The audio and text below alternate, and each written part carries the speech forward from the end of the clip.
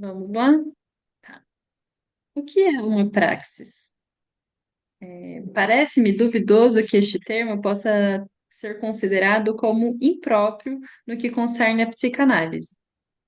É o termo mais amplo para designar uma ação realizada pelo homem, qualquer que ela seja, que o põe em condição de tratar o real pelo simbólico. Que nisto ele encontre menos ou mais imaginário tem aqui valor apenas secundário. Então, é muito interessante, né, que ele vai estar trazendo aqui. Não é impróprio falar que a psicanálise é uma praxis, né? Na verdade, ela se sustenta a partir da sua prática.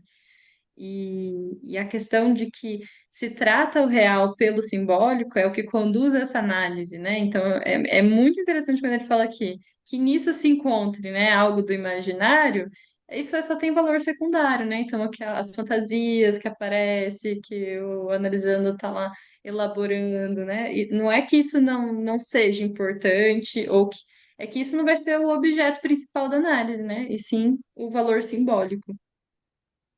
É legal também pensar por essa perspectiva, já entrando no RSI, a questão de que tudo que a gente trata do real pelo simbólico não deixa de ser uma prática, né?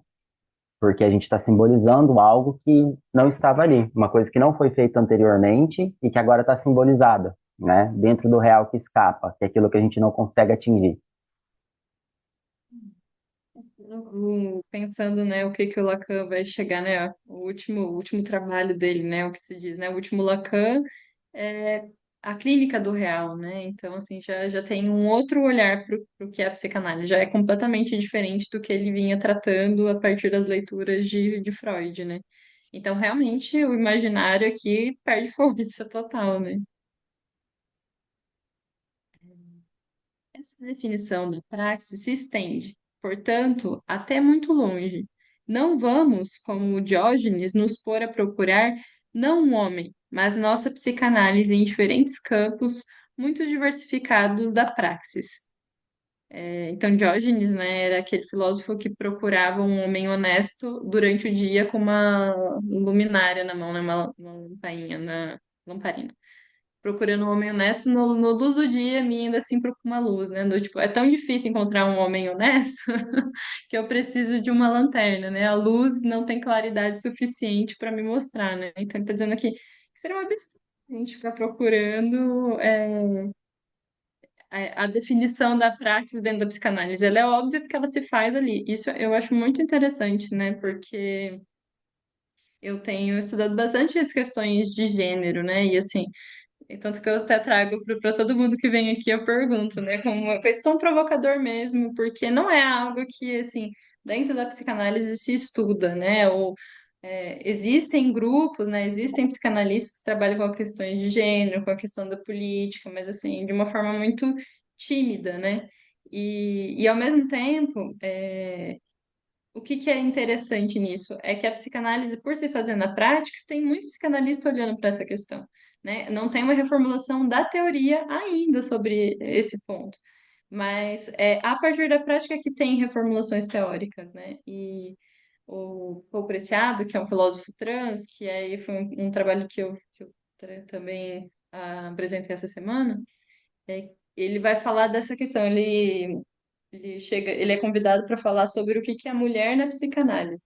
Ele, enquanto homem trans, é convidado para falar o que que é a mulher. Que é uma questão que o próprio Freud levantou para Marie Bonaparte, né? Uhum. Que ele falou assim, né? O que que é uma mulher, né? Ele, não, ele mesmo não conseguiu responder, né? Exato. E aí, tipo, ele ficou muito bravo no sentido assim, olha, essa pergunta tá posta há tanto tempo e vocês estão presos ainda a isso, né? Ele ficou revoltadíssimo, né? Do tipo, olha o momento que nós estamos, né? Olha o que a gente está vivendo, olha para aquilo que o próprio Lacan trouxe, né? Olhem para a subjetividade de sua época. Vocês ainda vão querer fazer esse recorte do que é mulher na psicanálise? O Lacan vai Né? falar que ela nem existe, né, Jéssica? Exato, né? E ainda está se procurando, né? Desenhar quem é essa mulher, né? E aí ele fica revoltadíssimo e ele faz um discurso no sentido de que a teoria psicanalítica ela está atrasada, né? De que existe um conservadorismo dentro da psicanálise. que se os psicanalistas não se atentarem, ela vai perder a relevância, né? E essa é uma crítica muito pesada. Você falar, olha, tudo isso que você está estudando aí, né? E lendo mito e não sei o quê. Desculpa, gente, mas não é que não seja importante, mas assim, Uhum. o quanto que ficar preso a isso também é negar as questões do contemporâneo, porque elas estão acontecendo. E como é que a gente dá conta disso, né? Eu acho muito importante esse ponto porque esse classicismo de olhar para o mito, de olhar para voltar para a origem da psicanálise, né, que foi o que Freud fez, mas ele fez isso sob a justificativa de criar um vocabulário, de criar uma linguagem que não existia ainda, Uhum. né? E aí esse retorno parece algo que quer voltar assim, né, para um purismo, para uma coisa, né, que não tá adequado com a nossa realidade mesmo, né? Então, tipo, a gente quer resolver um problema atual com uma solução que, né, não se enquadraria, cara, com o nosso contexto, né? Exato, e aí acho que esse é um ponto muito importante, né? Porque se a gente olha para a psicanálise como essa prática, se baseia na praxis, né? Na sua prática, por que é que a gente não está escrevendo, por que que a gente não está fazendo disso uma teoria, se o que a gente está escutando na clínica diz sobre a subjetividade que não tem nada a ver com os dilemas mitológicos, por exemplo, né?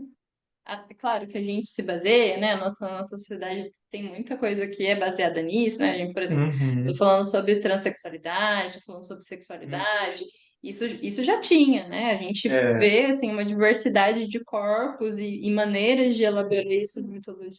Assim, a forma como a gente está experienciando o nosso corpo, né? Por exemplo, o sim, próprio Preciado. É, a relação dele com a transexualidade é uma relação política, né? No sentido de dizer, eu quero aplicar testosterona no meu corpo para saber os efeitos disso, né? Não tem uma relação de identificação específica com um gênero ou não, né? É muito mais assim, eu quero entender o que que isso vai produzir no meu corpo.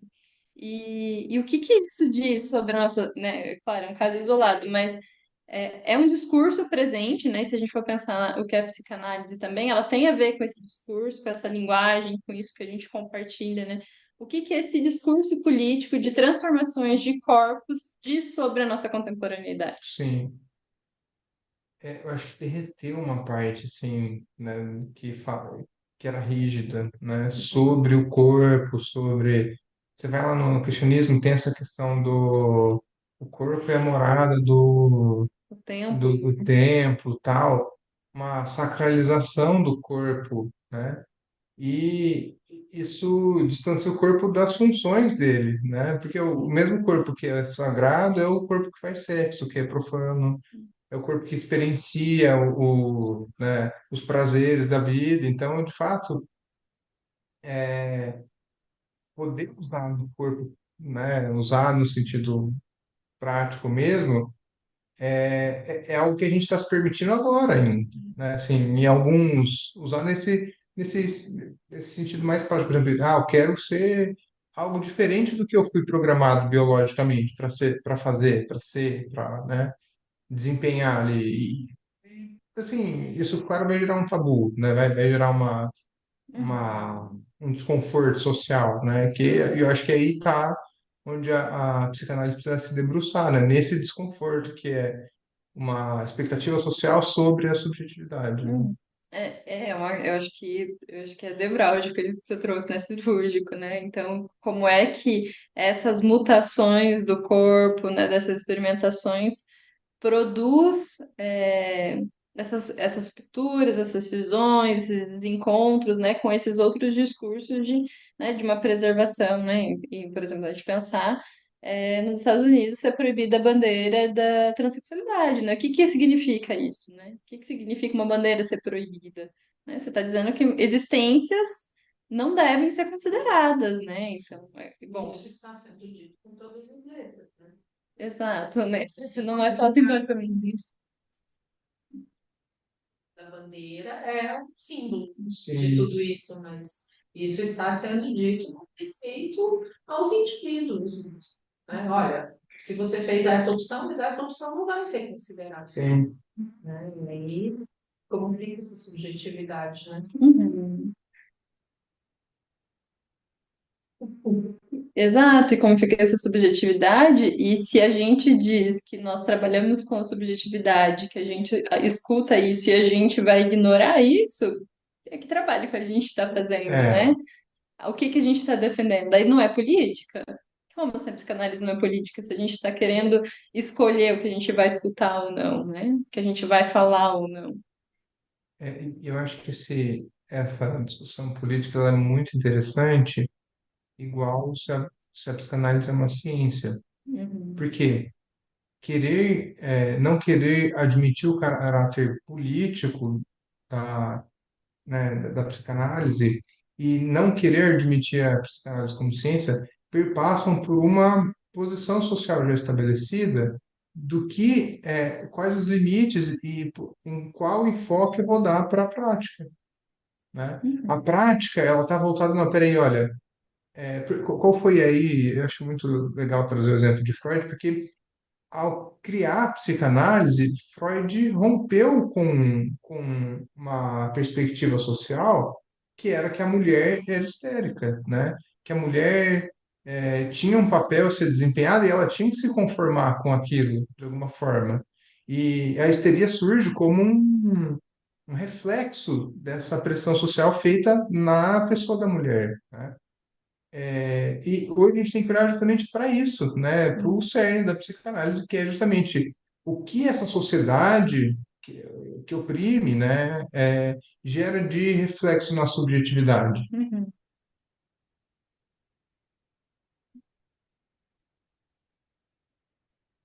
Vamos- Foi. Que essa é a pergunta, né? Porque é esse pedido social, né? Essas imposições sociais, você deve fazer isso. E, e a gente sabe que a pessoa não aguenta, né? Isso é sintomático, né? Quais são os desdobramentos dessas exigências, né?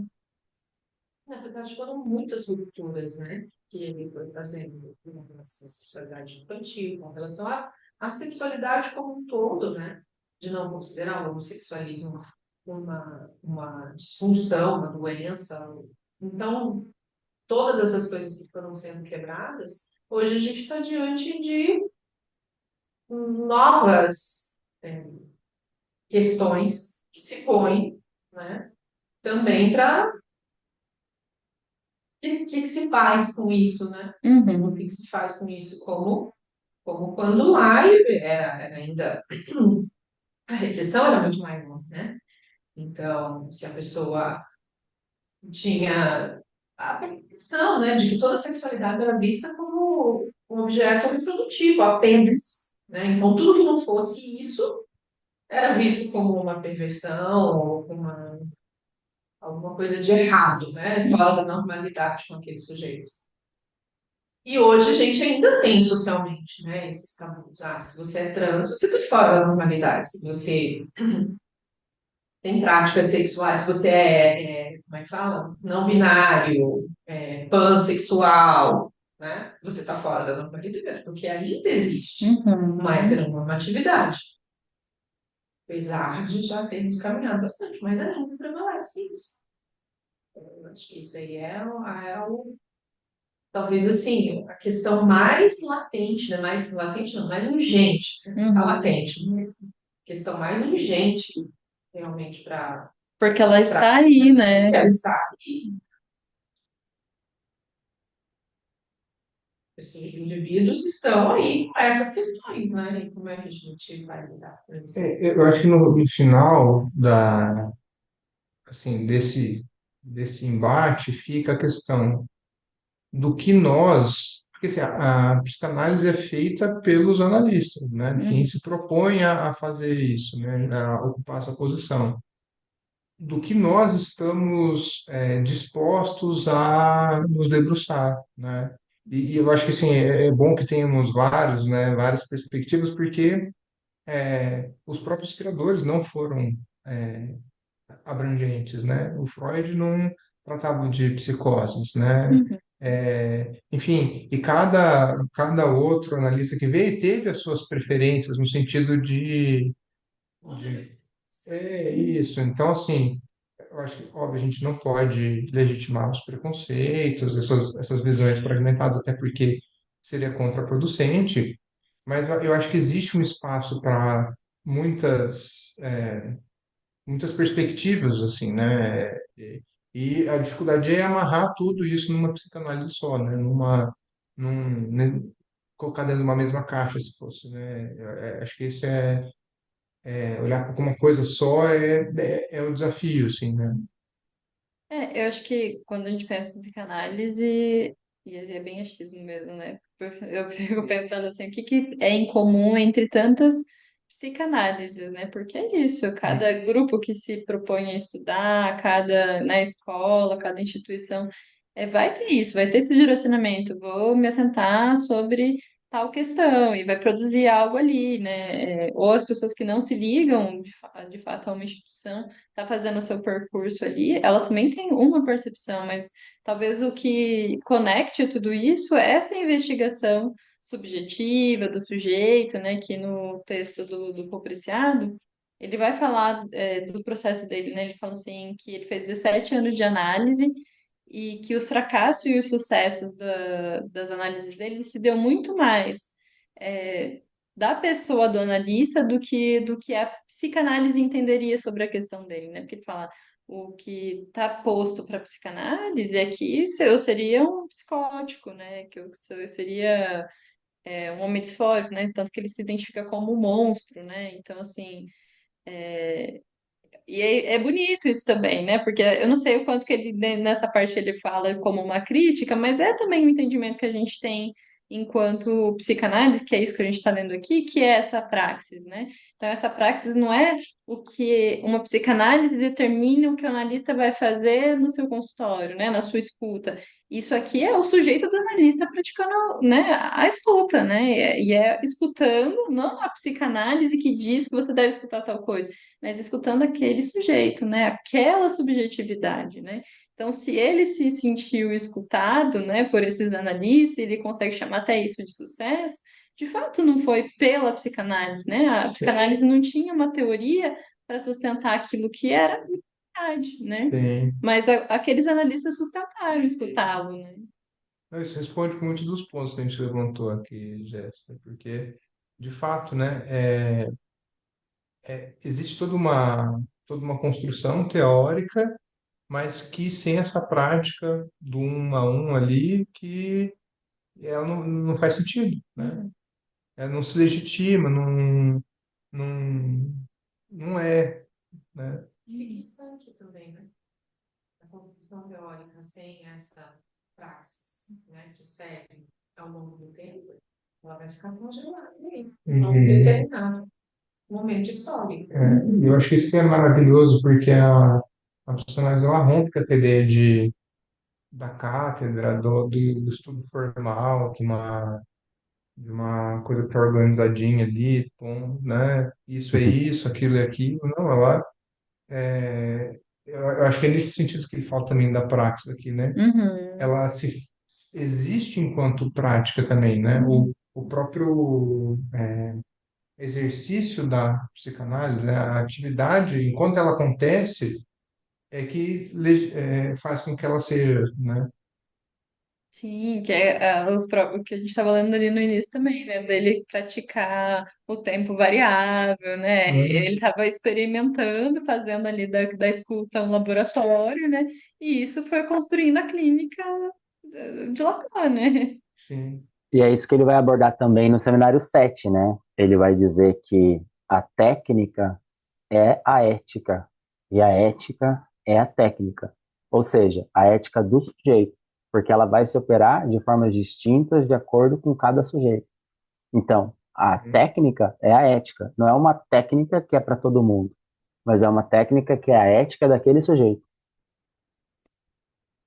é maravilhoso, Rafa, porque um dos conceitos mais difíceis que eu estudei, assim, sabe, você fica estudando moral, ética no direito muito tempo e tal, e aí um filósofo, que é o Axel Honneth, ele fala que, ele remontando, acho que Hegel, ele fala que a ética, né, sem o exercício, a ética não existe. porque a ética é também exercício, né? Uhum. A ética também é essa coisa do humano performática, que depende dessa ação, né, no plano da existência, e isso desmonta toda uma construção da moral kantiana, ideal, lá, sabe? Assim.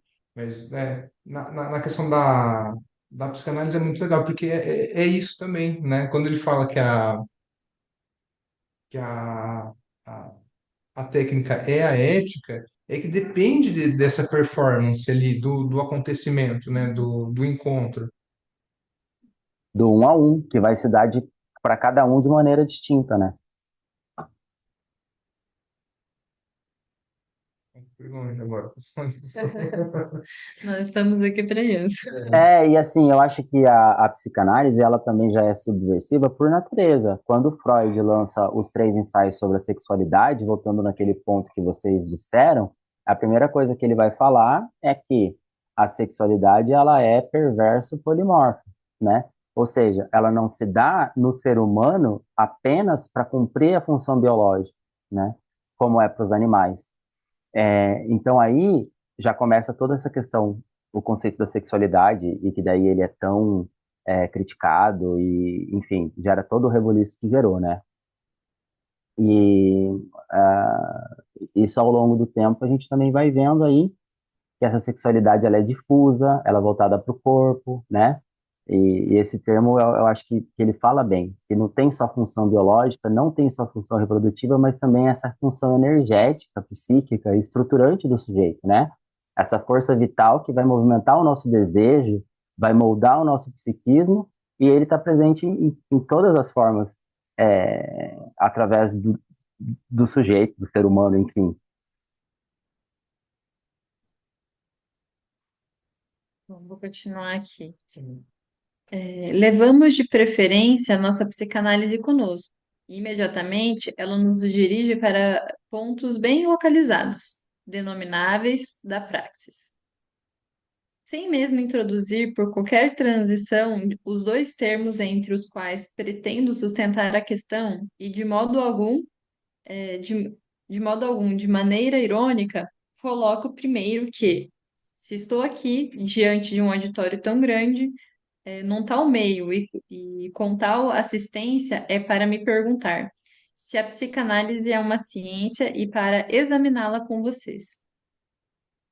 A outra referência, a religiosa, já a evoquei há pouco, precisando bem que é de religião no sentido atual do termo que eu falo, não de uma religião ressecada, metodologizada, repelida para o longínquo de um pensamento primitivo, mas a religião tal como a vemos se exercer, ainda viva, bem viva.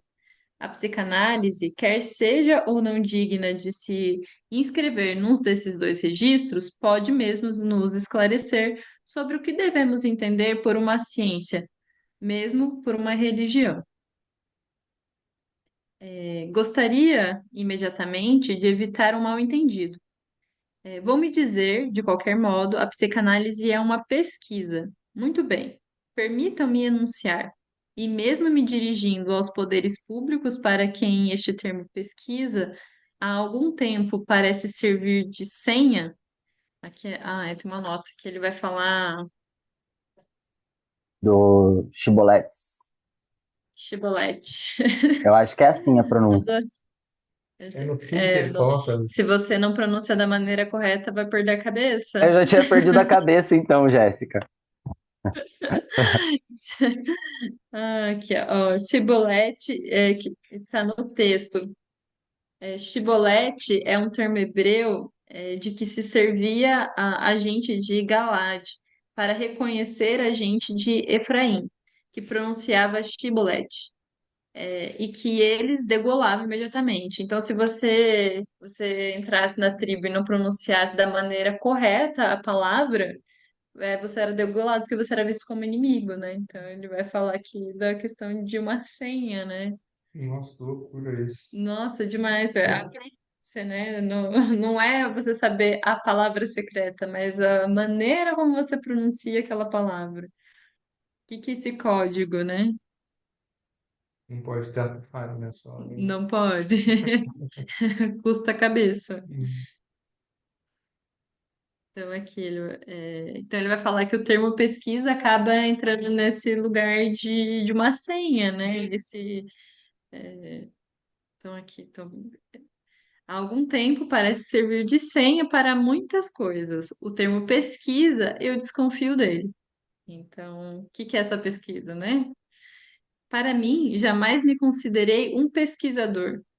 Como disse uma vez Picasso, para o maior escândalo das pessoas que o rodeavam, eu não procuro, acho, né? Então, se a gente se vê como pesquisador, o que que a gente está procurando na escuta? Né? Então, olha que isso é muito lindo, né? Muito bonito. Se a gente está pesquisando, a gente vai pesquisar isso que a gente estava discutindo anteriormente, né? A teoria diz que esse sujeito, por agir assim, vai se enquadrar nesse diagnóstico, vai ser isso, vai ser aquilo, né? Então você não está indo escutar aquele sujeito. Você está, porque por uma pesquisa você tem que estabelecer alguns critérios, né? É para confirmar seu viés, né? Isso, a hipótese. É. Uhum. De qual ciência que a gente está discutindo? De qual ciência a gente está falando, né? Qual ciência que está determinada? Qual é esse conceito de ciência? Até eu estava discutindo com um amigo fez mestrado em ciências jurídicas, né? O direito é uma ciência? O que que você me diz, Diego? Então, eu acho muito legal essa pergunta, Rafa, porque se tem as mais diversas respostas. O pessoal do positivismo tenta ver o direito como ciência, mas eu acho isso já, inclusive incluindo a psicanálise, é, a base, né, o objeto de estudo dessa ciência, que seria o direito, seria a ação humana. E ela é imprevisível, né? A gente, mais do que em outros momentos, a gente sabe aqui que é imprevisível, né? Subjetiva, E né? aí, subjetivo. E aí você não consegue ter parâmetros objetivos, cartesianos, metodológicos, para que essa ciência se opere. Então, assim, por exemplo, eu vou fazer uma norma com o objetivo de que a pessoa siga a determinada conduta, né? Eu crio um enunciado ali, olha, não mate ninguém, né? Não, a expectativa é que as pessoas não matem mais, mas o resultado não vai acontecer, né?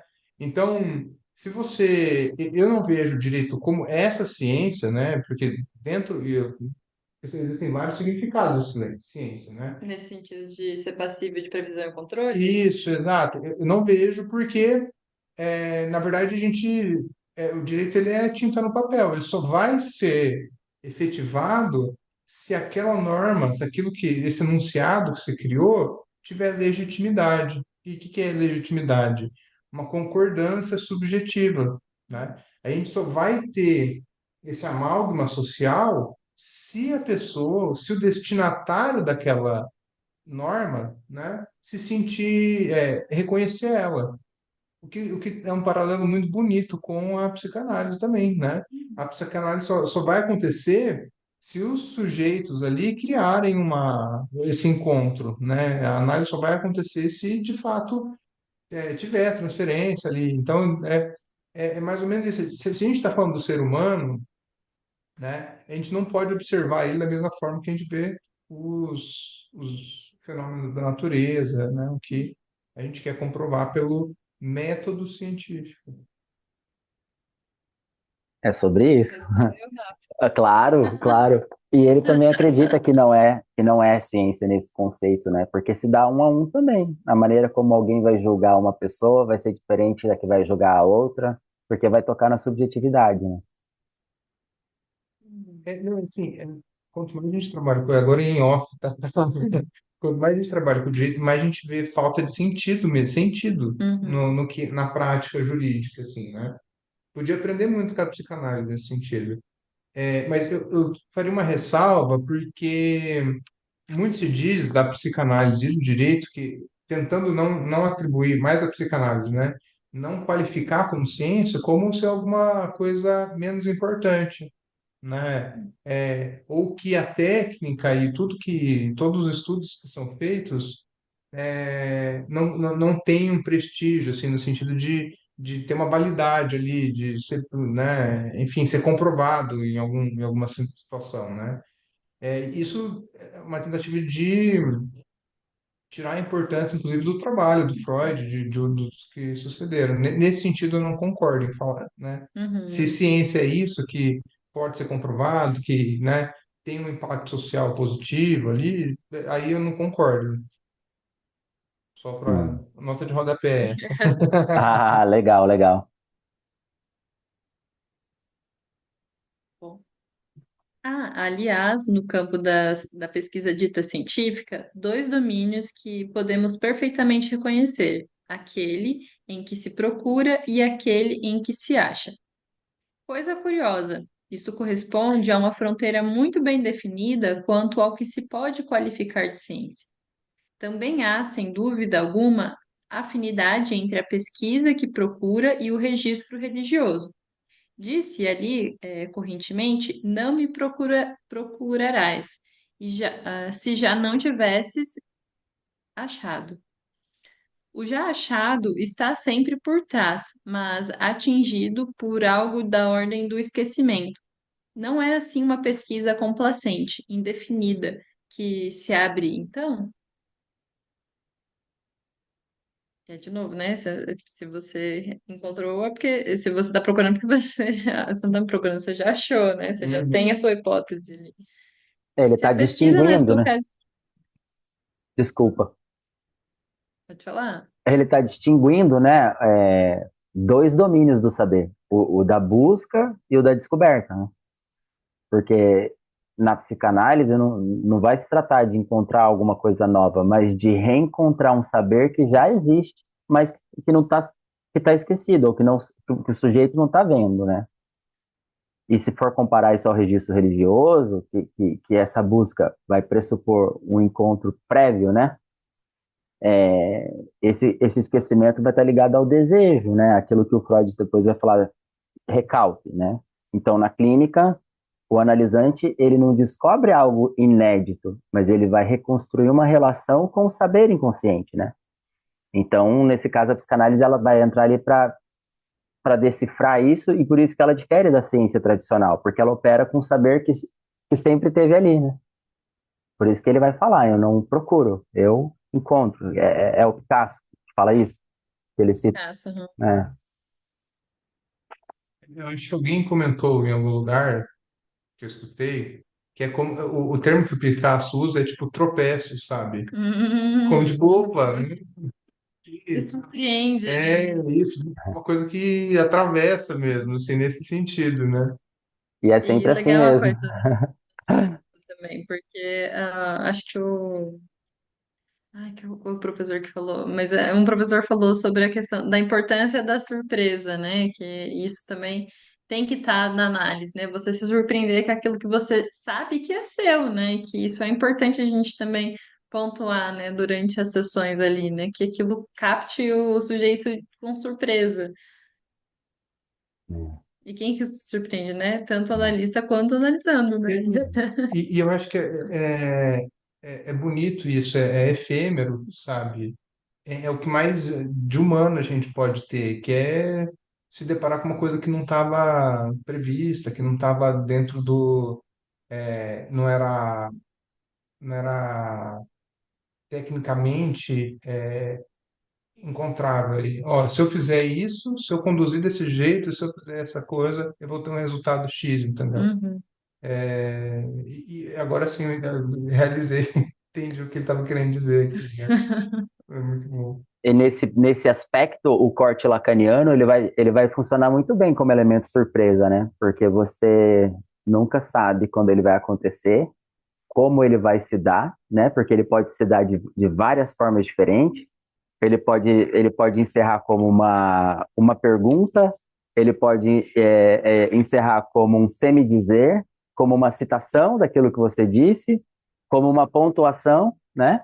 E você pode repontuar aquilo que foi dito para abrir esse significante, né?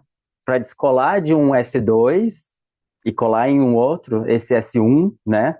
Nessa iância, essa coisa que vai ficar ali, e poder ir fazendo novas construções. Então, eu acho que cumpre bem esse papel, a questão do corte lacaniano, como elemento surpresa, né?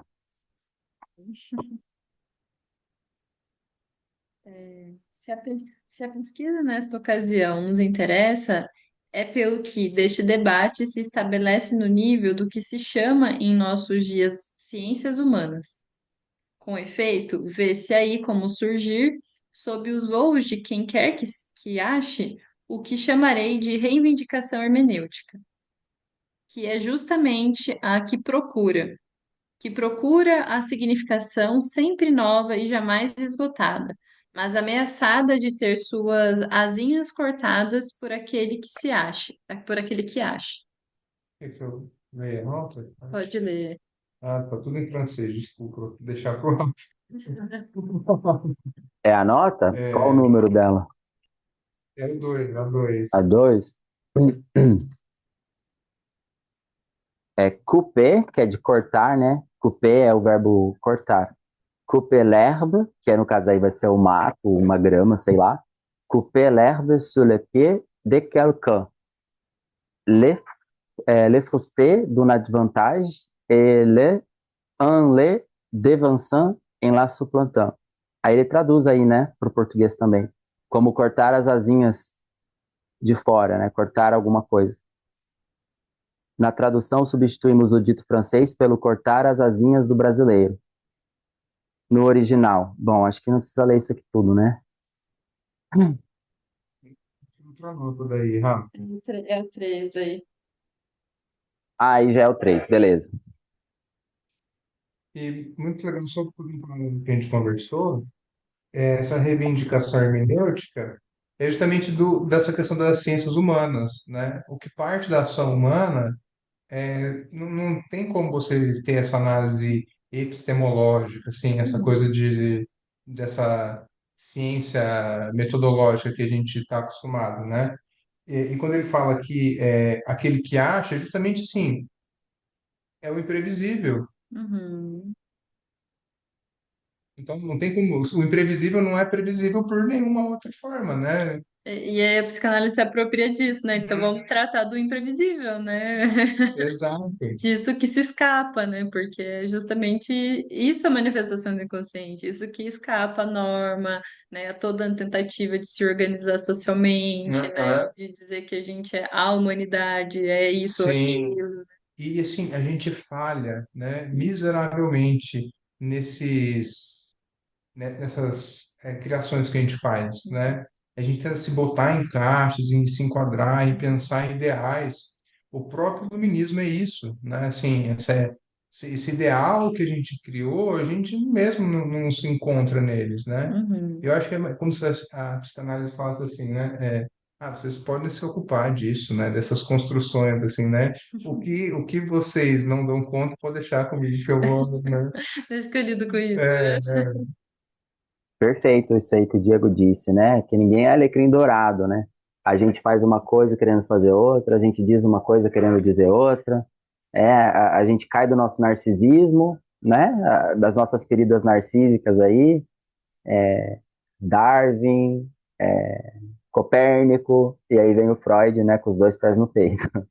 Desce daí, que você não é tudo isso aí, não. Você não tem todo esse controle, você não tem toda essa racionalidade que você acha que você tem. De falar disso. Sim, quando ele fala que procura significação sempre nova e jamais esgotada, né? Que era aquilo que a gente estava falando do um a um, né? De Uhum. que isso só se faz ali individualmente, não existe uma regra é, que vai caber para todos, que eu acho que é o que quer dizer aqui, talvez, né? Mais ameaçado por ter as asinhas cortadas, né? Essa significação que é sempre nova e jamais esgotada, ela é ameaçada de ter as asinhas cortadas por aquele que acha. Porque aí, da feita que você, então aqui é isso. Você Uhum. achou uma explicação e aí você vai querer replicar Uhum. para outros casos, né? Uhum. Mas a significação, ela nunca é acabada. Uhum. Não dá para encaixotar. Uhum. Muito interessante isso que a Giza trouxe. Porque quando a gente também pensa nos termos da ciência, né, como ela se dá em termos científicos, lembra citações assim que tem remédio que era para ser para dar certo para todo mundo, mas que não funciona com determinadas pessoas, né? Então aí também tem tropeço, se a gente for ver assim, né? Um remédio que é para dar certo para uma população X, lá no estudo científico, vai ter para muita gente que não vai funcionar, né? E aí vai se determinar que vai se colocar esse remédio no mercado, que vai colocar disponibilizado porque foi para a maioria, mas não quer dizer que vai ser para todo mundo, né? E os 10%, os 15% ficaram de fora.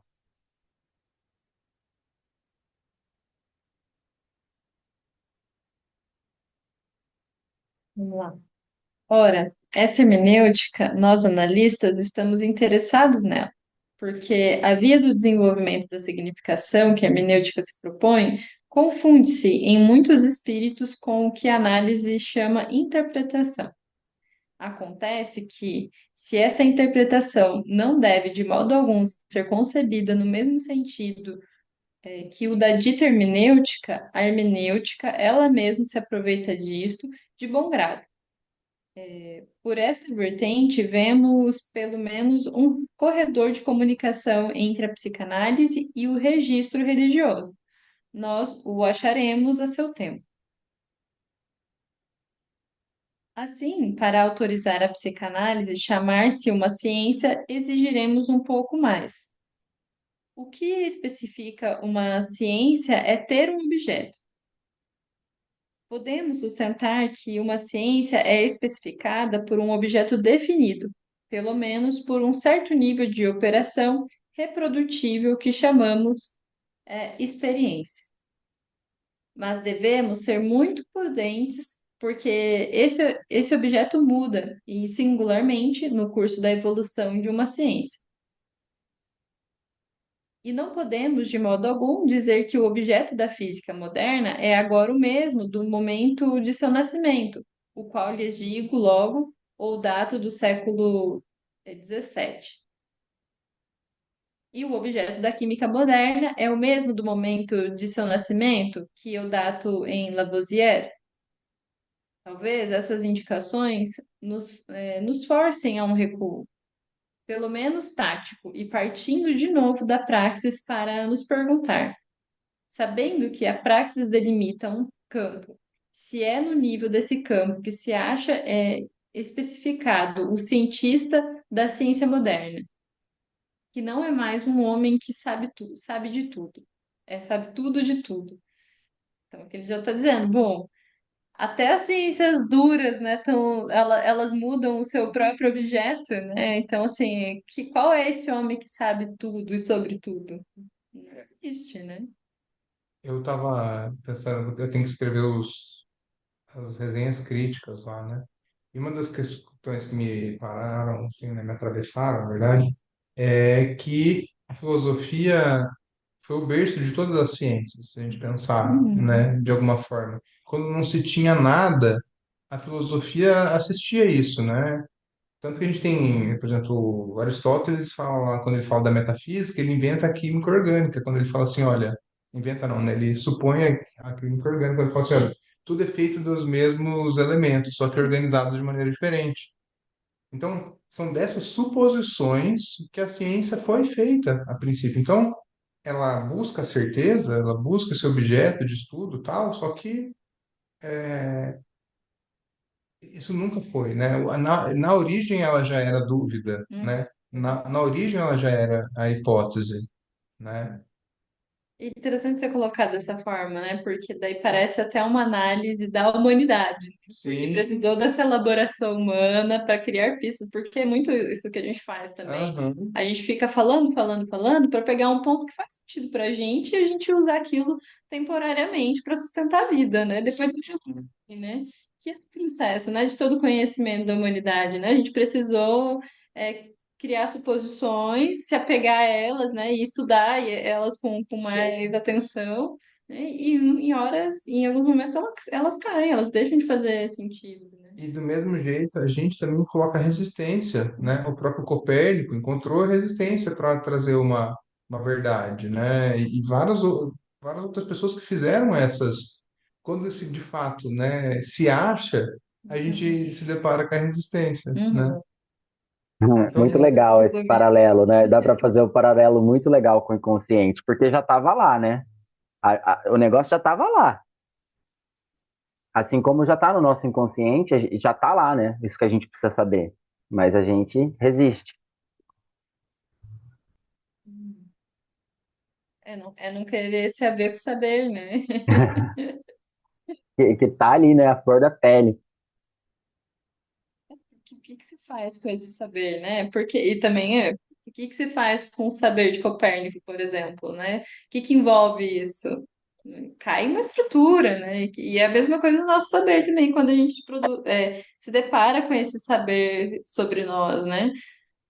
Encarar aquilo faz a gente ter que ter uma postura diante daquilo, que é uma postura de Ressignificar, né? saber, agora saber e vou ignorar, ou agora eu sei e vou fazer algo a respeito, né? e engraçado que nesse percurso entre você saber e tal, você fica repetindo tudo que é paliativo, tudo que não funciona, todos os aquilo que te prejudica, enfim, né? E na sociedade também, né? Quantos erros, assim, no sentido de escravidão, de, sabe, supressão do outro, tal, apagamento. A gente fez um curso da história e a gente repetiu justamente porque a gente não queria olhar para uma realidade, não queria reconhecer a humanidade do outro, não queria, né, ter todo, a gente teve que passar por diversas tragédias, diversas necessidades mesmo, para poder admitir isso, né? E isso, assim, né, tá dentro da ciência também, né? Uhum. Tá o que a gente, porque a ciência também tem essa pretensão de verdade, né? O que é verdade? O que eu consigo demonstrar que é verdade, né? É justamente isso que o Diego está falando, que a psicanálise vai chamar de sintoma, né? E aí a gente vai ver lá depois, até no texto das pulsões e no Além do Princípio do Prazer, é que também existe um gozo aí, né? A Uhum. pulsão, ela tá sempre gozando, né? Não interessa qual a via, se é Eros, se é Thanatos, mas ela sempre tá gozando. Tem um gozo aí também, né?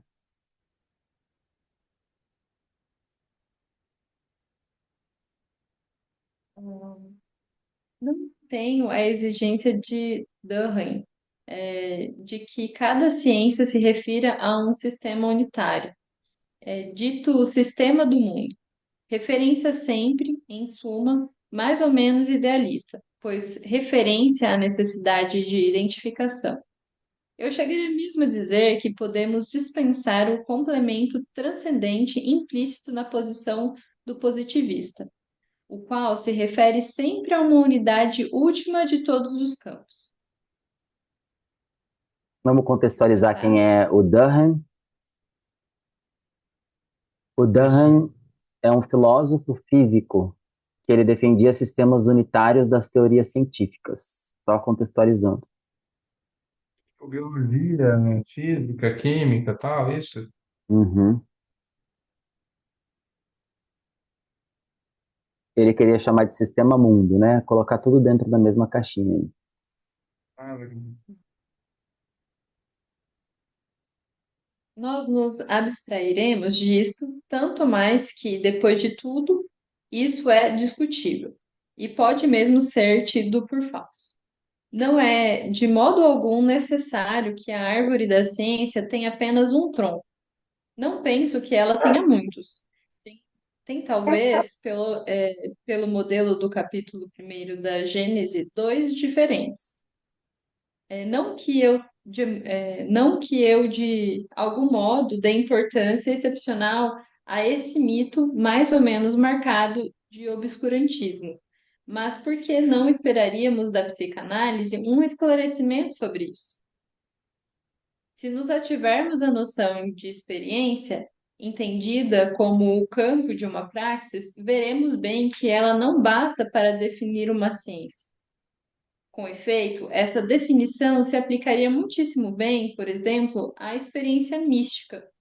É mesmo por esta porta que lhe devolvemos consideração científica, e que chegamos quase a pensar que podemos ter, dessa experiência, uma apreensão científica. Aí há uma espécie de ambiguidade. Submeter uma experiência a um exame científico sempre se presta a deixar entender que a experiência tem por si mesma uma substância científica. Ora, é evidente que não podemos fazer caber na ciência a experiência mística. Uma indicação ainda. Essa definição da ciência, a partir do campo que determina uma praxis, aplicá-la-emos à alquimia para autorizá-la a ser uma ciência? Acho que tá bom, né, Jéssica? Foram três. Se empolgou. Que aí ele está criticando o positivismo, ele está falando desse conceito de árvore, que é como se a, a metáfora da árvore da ciência, para discutir a ideia de que o conhecimento científico ele não, ela não deve ficar só no tronco, né? Tem que ter aí os ramos também, né? Não precisa ter uma única origem ou um tronco, mas que pode haver múltiplos ramos ou troncos para representar diferentes abordagens do campo do conhecimento.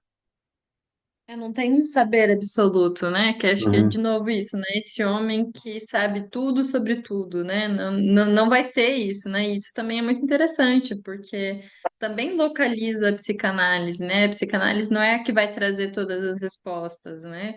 E que eu acho maravilhoso, né? Porque daí eu acho que isso dialoga muito com o que eu estava trazendo antes da crítica do Paul Preciado, porque ele fala, né? Por uma psicanálise mutante.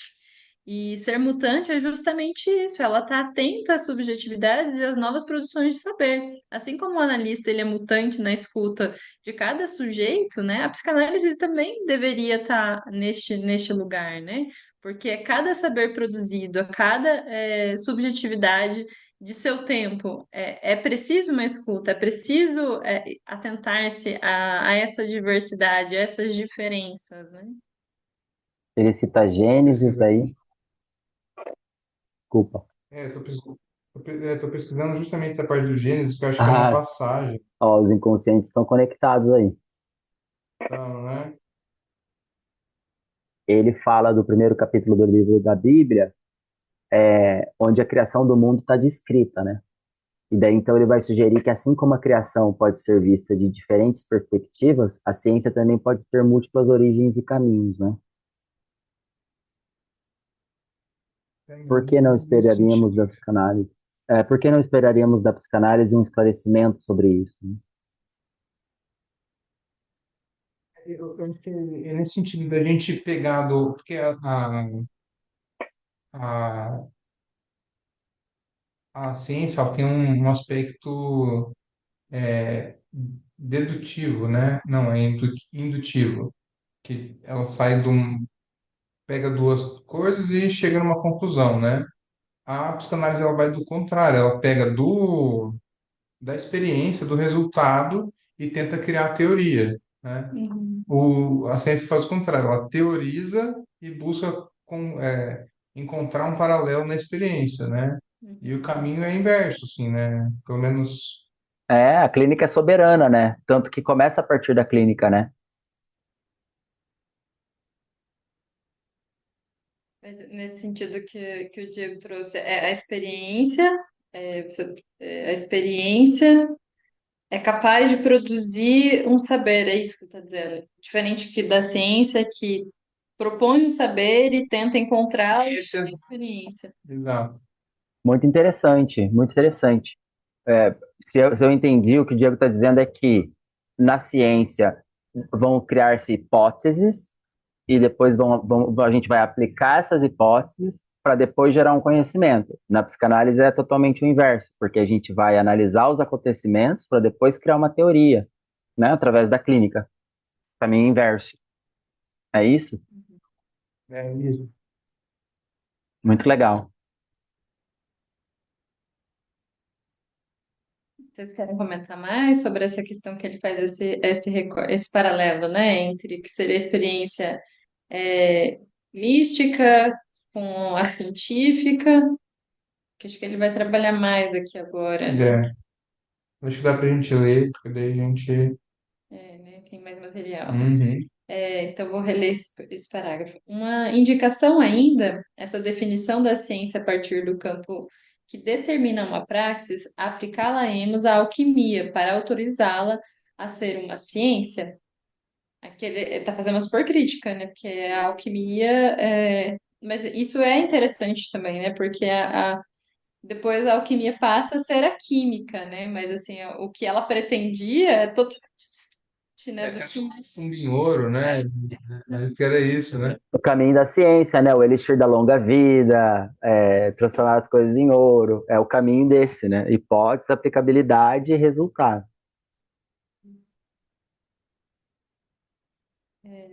Então, ele está perguntando aqui, né? Aplicá-la-emos à alquimia para autorizá-la a ser uma ciência? Eu reli recentemente um volume muito pequeno que não foi mesmo recolhido nas obras completas de Diderot, mas que parece certamente ser dele. Se a química nasceu com Lavoisier, Diderot não fala de química, mas de ponta a ponta nesse opúsculo da alquimia, com toda a finura de espírito que vocês sabem ser a dele. O que nos faz dizer imediatamente, malgrado o caráter cintilante das histórias que, através dos tempos, ele nos situa, que a alquimia, afinal, não é uma ciência. Alguma coisa, a meus olhos, é decisiva, que a pureza da alma do operador era, como tal, e de modo determinado, um elemento essencial no negócio. Bom, ele está questionando aqui por que que a alquimia não seria uma ciência, né? E trazendo a importância que.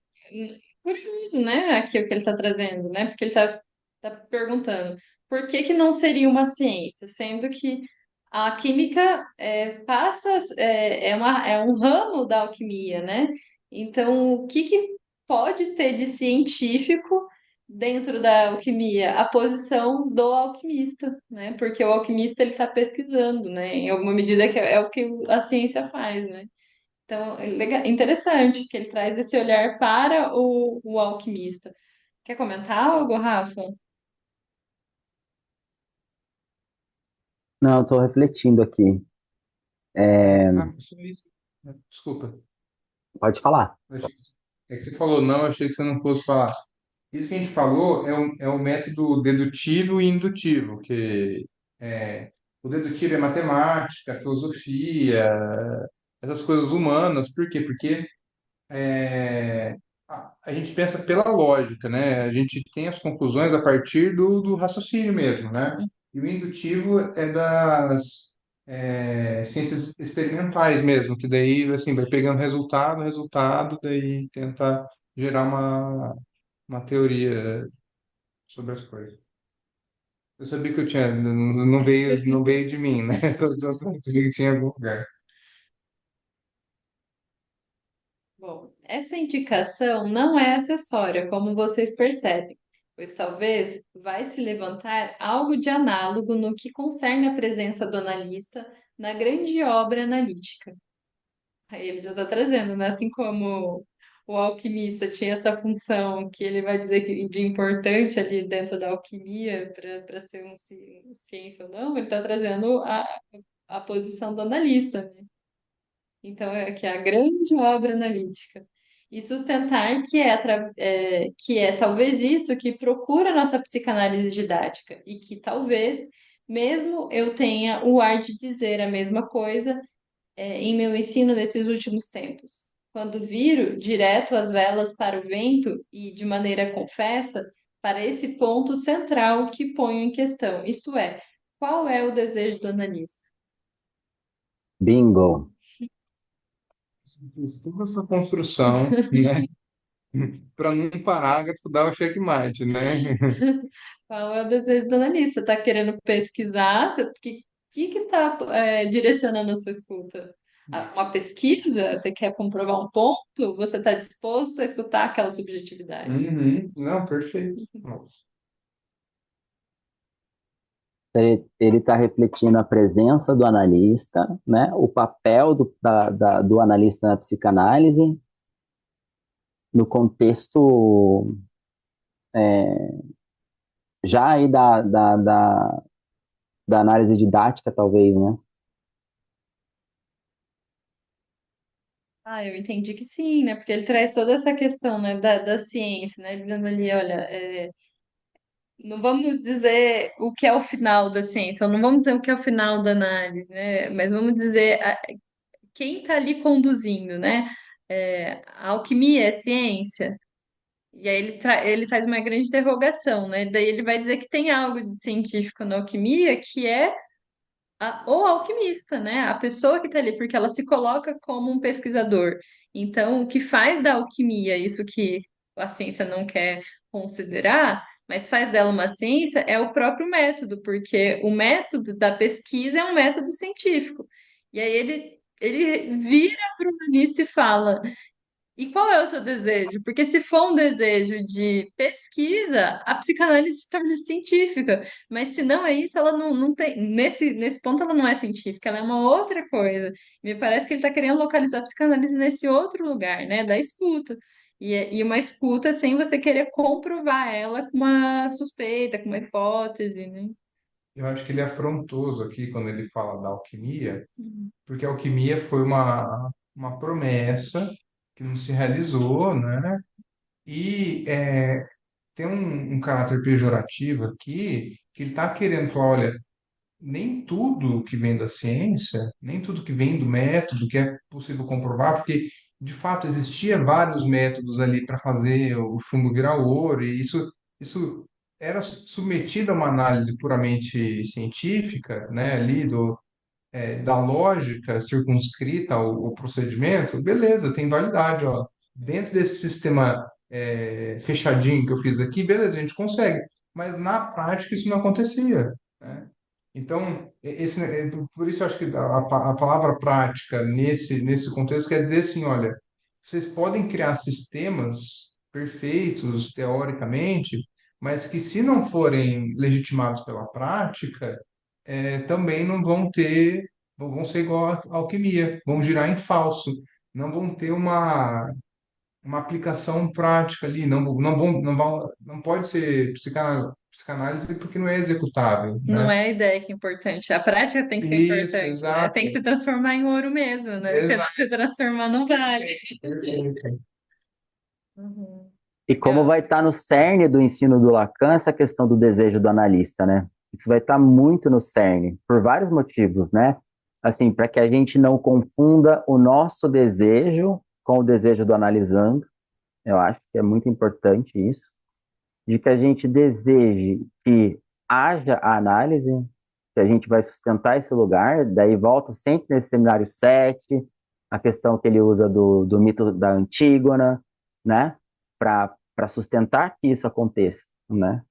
Então, é legal ele falar isso, né? Ele começa a posicionar o desejo do analista em comparação aos outros desejos, né? Ele vai falar já já lá, né, do Oppenheimer lá, do físico da bomba atômica também, né? Aonde que está localizado o desejo dessas outras pessoas, desses outros saberes, né? Bom, acho que hoje a gente fica por aqui, né? Duas páginas. Que vitória! Que vitória.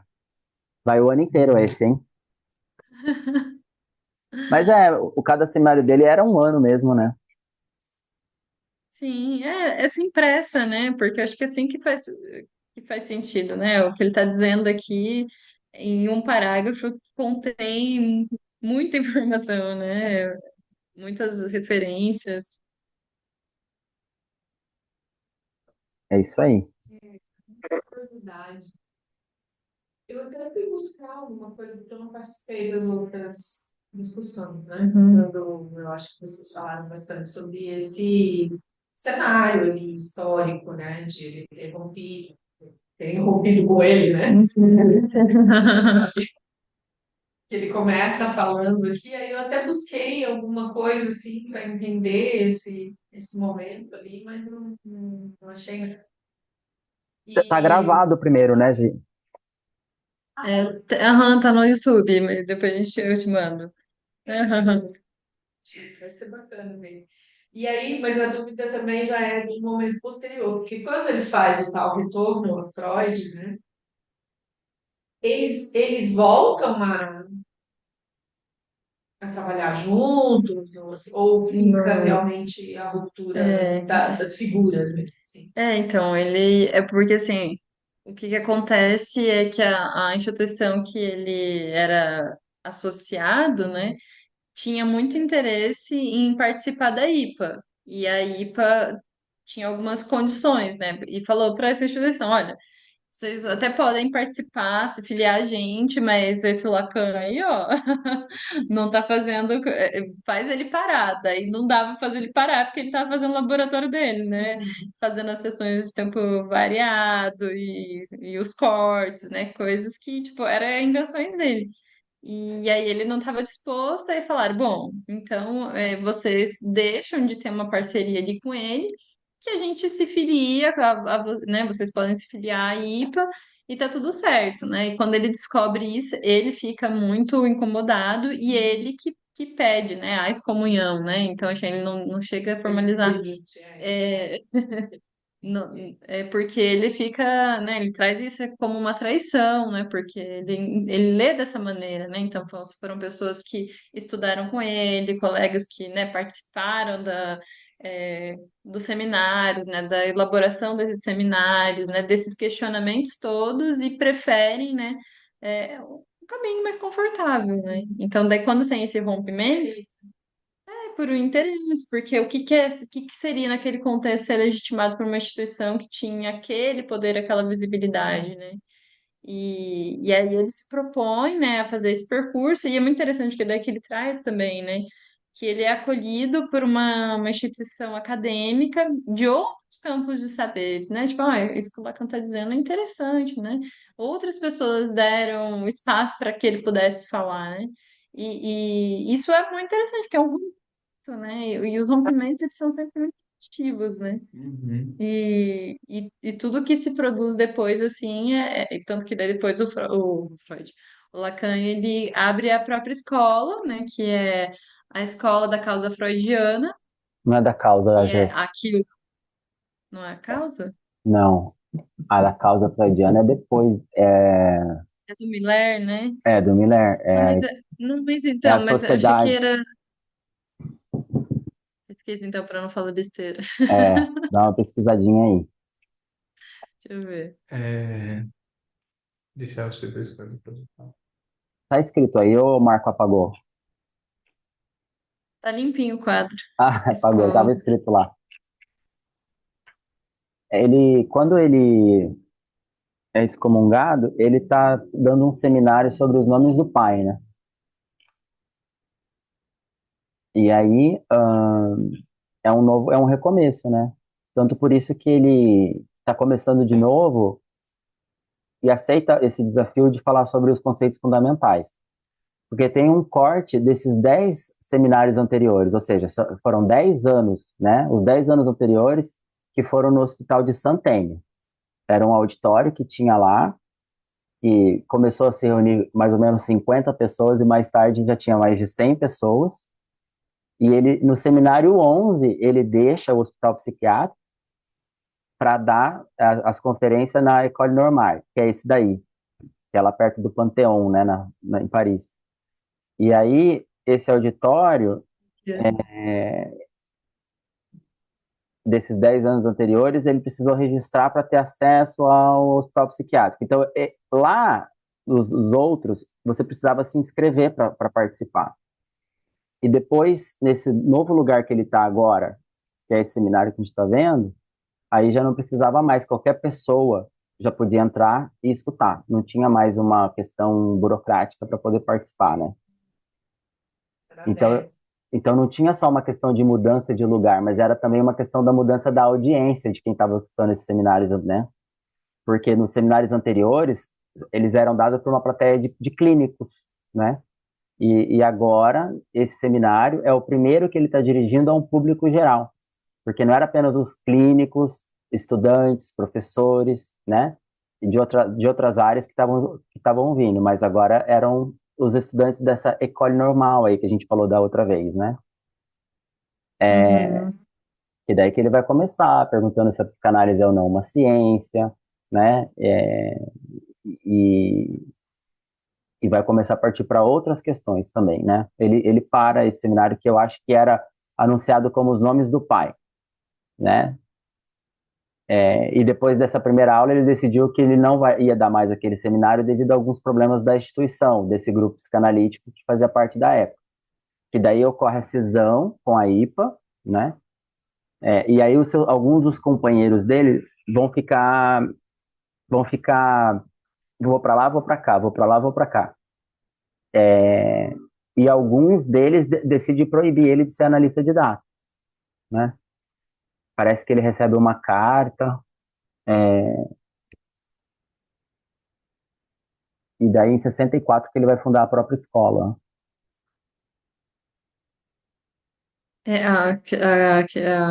Que ele criou foi a Escola Freudiana de Paris, né? Isso, não é da Eu causa, tô né? me confundindo.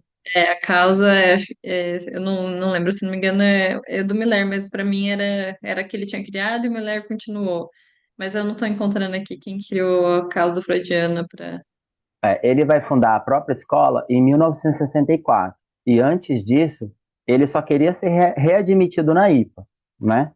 Ele não foi expulso, na verdade. Em 53, ele decidiu, junto com alguns colegas, deixar o instituto, que era o Société Psychanalytique de Paris, porque estava caminhando numa direção autoritária, que ele não aceitava.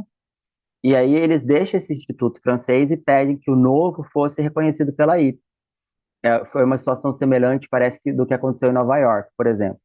Porque em seguida tem uma cisão, né, de um segundo grupo que foi reconhecido pela IPA, e mais tarde, depois acho que tem um terceiro grupo também.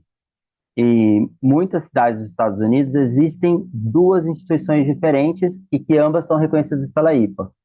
Em 63, eu estou pegando referências, tá, pessoal?